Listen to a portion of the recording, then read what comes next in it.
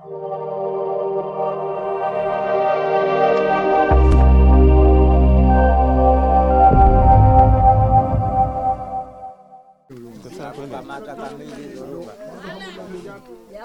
hesabu kamili zote kama una wasiwasi nazo.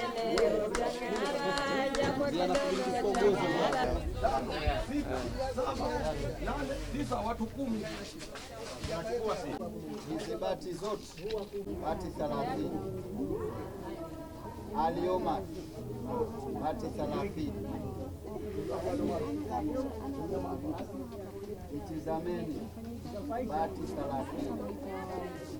Damu bati 30. Ugawaji wa vifaa hivi ni moja kati ya utekelezaji wa ahadi za viongozi ambao hurejesha shukurani kwa wajumbe wa mkutano mkuu CCM. Mheshimiwa Sadifa Juma Hamisi ni mbunge wa jimbo la Donge, wilaya ya Kaskazini B, mkoa wa Kaskazini Unguja. Ameamua kutoa saruji na mabati kwa wajumbe hao kutokana na ridhaa aliyowaomba kupitia nafasi hiyo. Kama hapa anapoanza kuongea. Nilichokuja kukifanya leo ni utekelezaji wa ahadi zangu. Wakati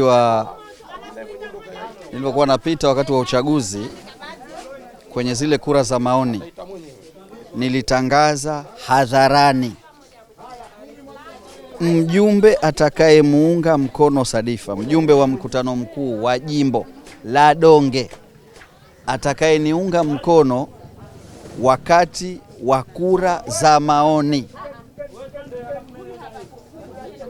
atakayeunga mkono wakati wa kura za maoni, atakayehitaji bati nitampatia bati. Sikusema ngapi, lakini nitampatia bati. Atakayehitaji saruji nitampatia saruji.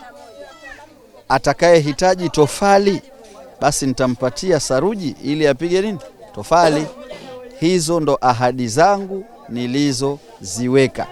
Kwa hiyo bati hizi na saruji hizi ni utekelezaji wa zile ahadi zangu nilizozisema wakati wa kura za maoni, ndo nimekuja kutekeleza. Hili leo ni tawi moja. Jimbo la Donge lina matawi 12. Hili ni tawi la Fuasini.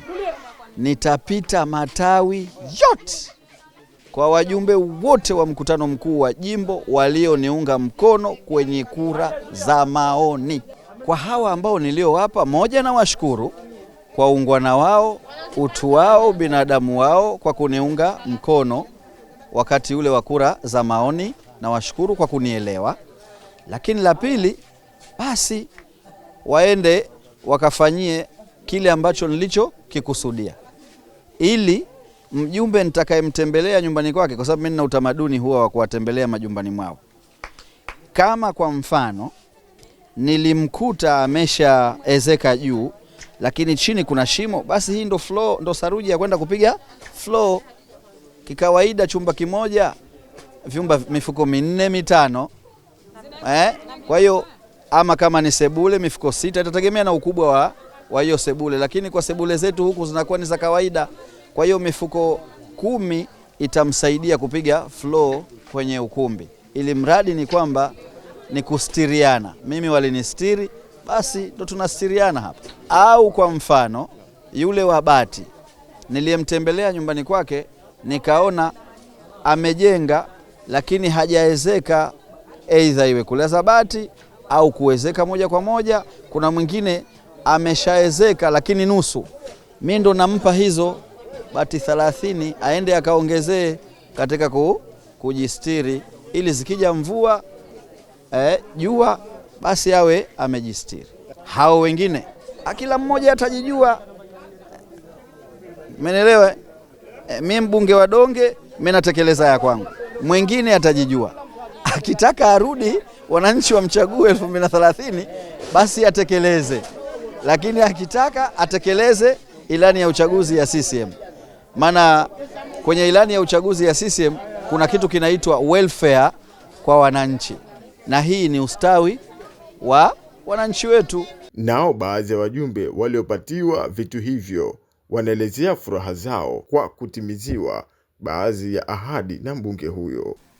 Leo hii tumepokea zawadi au ahadi ya mbunge wetu Mheshimiwa Sadifa.